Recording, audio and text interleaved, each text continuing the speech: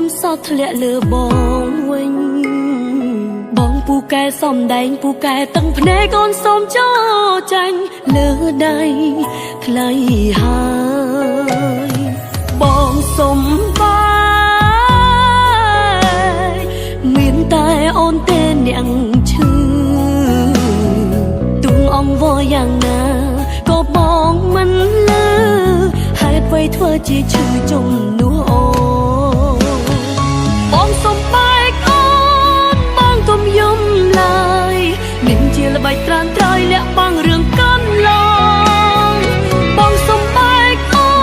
នលួយក្បត់ក្រោយខ្នងមានជាល្បិចនួលអងស្មានអូនមិនដឹង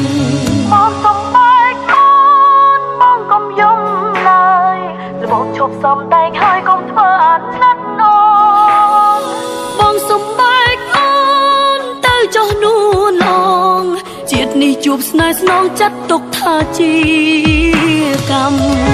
ម